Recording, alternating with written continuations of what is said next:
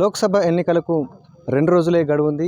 మరి ఉమ్మడి ఆదిలాబాద్ జిల్లాలోని ఈ యొక్క ఆదిలాబాద్ పార్లమెంట్ పరిధిలో కాంగ్రెస్ పార్టీ ఎంపీ అభ్యర్థి ఆత్రం సుగుణ ప్రచారం ఎలా కొనసాగుతుంది వారిని తెలుసుకుందాం. చెప్పండి అమ్మ, ఇప్పుడు మరికొద్ది రోజులే అంటే 2 రోజులే గడువుంది ప్రచారానికి. మీరు మీ యొక్క ప్రచారాన్ని ఎలా కొనసాగిస్తున్నారు? చాలా బాగా కొనసాగుతుంది. అన్ని నియోజకవర్గాలు తిరుగుతూ మరి ఈరోజు ఖానాపూర్ నియోజకవర్గం కడెం మండలంలో ఉన్నటువంటి కొన్ని విలేజెస్ కొన్ని మండలాలు తిరుగుతూ మరి కడెం మండలికి రావడం జరిగింది. అందరూ కూడా ప్రజలందరూ కూడా సబ్బండ వర్గాల ప్రజలందరూ కూడా ఆశీర్వదిస్తున్నారు.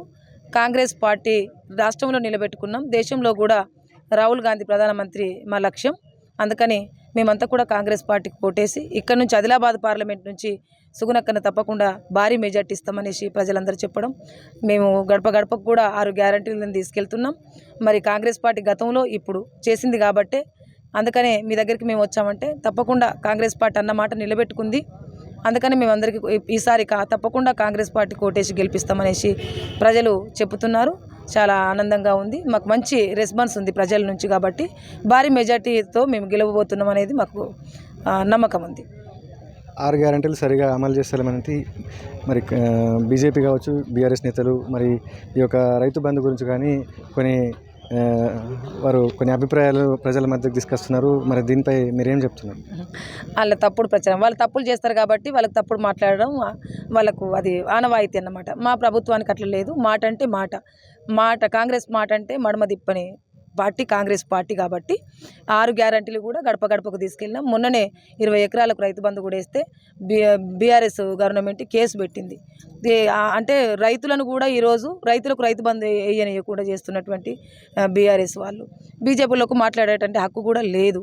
మేము అదేమీ లేదు, మేము అన్న మాట తప్పకుండా నిలబెట్టుకుంటాం. కాబట్టి ఎవరు ఏం మాట్లాడినా కానీ ప్రజలు గుర్తిస్తున్నారు, ప్రజలు మాట్లాడుతున్నారు.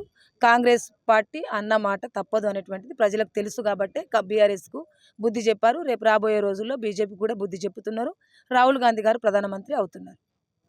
ముఖ్యంగా ఈ యొక్క పార్లమెంటు పరిధిలో 2 సీఎం సభలు, అదేవిధంగా నిర్మల్లో ఏఐసీసీ అగ్రనేత రాహుల్ గాంధీతో బహిరంగ సభను ఏర్పాటు చేశారు.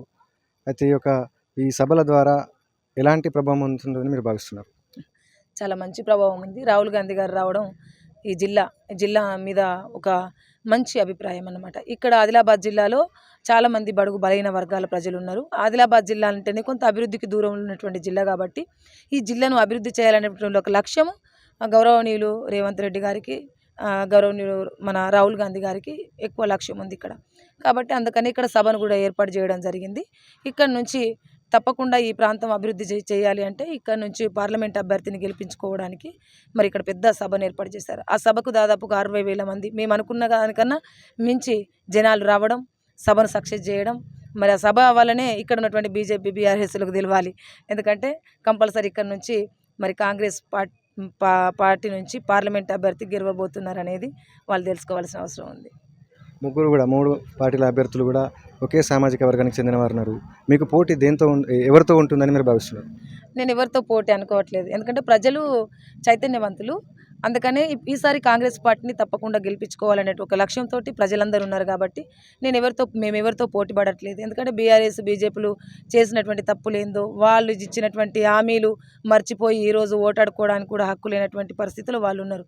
మేము పని చేస్తాం, ఓటు అడుక్కుంటున్నాం, మేము ప్రజల దగ్గరికి వెళ్తున్నాం, మేమేం పని చేసినాం అవి చెప్తున్నాం, చేసినవి చెప్తున్నాం, గతంలో చేసినటువంటి చెప్తున్నాం.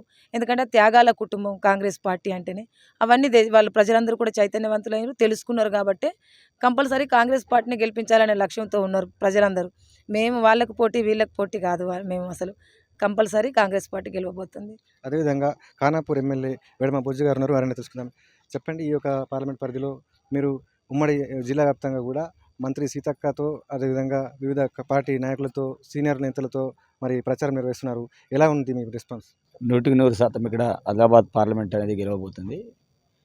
ఎందుకంటే గతంలో మాకు ఎక్కడైతే మైనస్ ఉందో, మైనస్ ఉన్న చోట అన్ని కూడా అగ్రనాయకులను అక్కడ తీసుకోవడం అనేది జరిగింది. అక్కడ విఠల్ రెడ్డి అయితేనేమి, అదేవిధంగా కోనపని అయితేనేమి, అదేవిధంగా నిర్మల్ ఇంద్రకరణ్ రెడ్డి అయితేనేమి, అదేవిధంగా దానికి సంబంధించి చైర్మన్లు కావచ్చు, మిగతా అన్ని అంశాలు కూడా, అదేవిధంగా బోత్ కూడా మైనస్ ఉంటే మాజీ ఎమ్మెల్యే రాథోర్ బాబురావు గారిని కూడా తీసుకోవడం అనేది జరిగింది. ఈ రకంగా ఎక్కడైతే మైనస్ ఉందో అక్కడ పూర్తి స్థాయిలో ప్లస్ చేయడం అనేది జరిగింది. తప్పకుండా మేము ఈరోజు ఎన్నికల్లో 100% గెలవబోతున్నాం. అసలు స్టార్టింగ్లో అసలు ఆదిలాబాద్ గెలవదనే ఆలోచన ఉన్నప్పటికీ ఈరోజు మా అగ్రనాయకులు నిన్న దీపదాస్ మున్సి గారు కావచ్చు, అదేవిధంగా డిప్యూటీ సీఎం బట్టి విక్రమార్ గారు కావచ్చు, వారు చాలా మమ్మల్ని అందరూ కూడా అప్రిషియేట్ చేయడం అనేది జరిగింది. మేము అసలు ఊహించాలి ఈ స్థాయిలో పోటీ ఇస్తారని.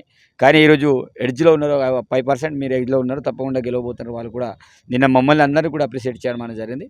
కాబట్టి లాస్ట్ వరకు కూడా పోలింగ్ బూత్ మేనేజ్మెంట్ అనేది మోస్ట్ ఇంపార్టెంట్. మేము కార్యకర్తలందరూ కూడా దిశానిర్దేశం చేయడం అనేది జరిగింది. బూత్ల వారీగా ప్రతి ఓటర్ కూడా ఓట్లు వేసేటట్టు చూడాలి. ఎందుకంటే ఎండాకాలం ఎక్కువ ఉంది కాబట్టి చాలామంది ఓటు శాతం అనేది తగ్గకుండా చూడాల్సిన బాధ్యత ప్రతి ఒక్క కార్యకర్త పైన ఉంది. ఆ రకంగా మేము చాలా రకాల ప్రిపరేషన్ కూడా చేయడం అనేది జరిగింది. ముఖ్యంగా ఇప్పుడున్నటువంటి ఈ పరిస్థితుల్లో గత 2 రోజులు, ఇప్పుడు ఇంకా 2 రోజులే ఉంది. 2 రోజుల్లో ఇంకా ఎవరైనా ముఖ్య నేతలు వచ్చే అవకాశాలు ఉన్నాయా? ఇప్పుడు పరిస్థితి లేదు, ముఖ్య నేతలు వచ్చే పరిస్థితి లేదు. ఎందుకంటే ఆల్రెడీ పూర్తి స్థాయిలో ప్రచారం అనేది పూర్తి స్థాయిలో కొలిక్కి రావడం అనేది జరిగింది. మేము ఇప్పటికే మా ఇన్ఛార్జ్ మంత్రి సీత గారు 50 సార్ల కంటే ఎక్కువ సార్లు మన దగ్గర రావడం అనేది జరిగింది. కానీ మిగతా పార్టీలు ఎవరు కూడా ప్రచారం చేయలేదు, ఏం చేయలేదు.